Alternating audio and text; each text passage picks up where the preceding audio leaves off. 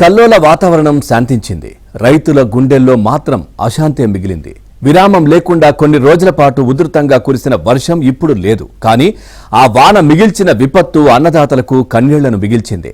భారీ వర్షం ఫలితంగా తీవ్ర వరద పోటుకు కొన్ని చోట్ల పత్తి, కంది, పెసర, మినుము, మొక్కజొన్న, మిర్చి, వేరుశెనగ తదితర పంటలు పూర్తిగా తుడిచిపెట్టుకుపోయాయి. ఇక ప్రధానంగా అప్పుడే నాట్లు వేసిన దశలో ఉన్న వరి వరదకు కొట్టుకుపోయింది.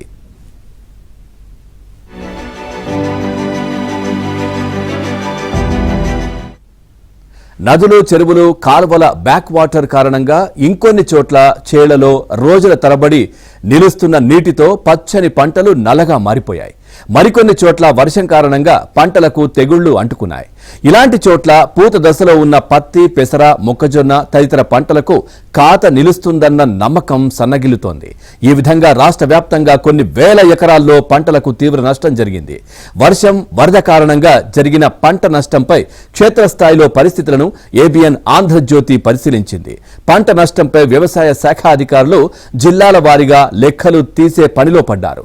ఉమ్మడి ఆదిలాబాద్, వరంగల్, ఖమ్మం, మహబూబ్ నగర్, కరీంనగర్ జిల్లాల్లో వేల ఎకరాల్లో వివిధ పంటలకు నష్టం జరిగింది.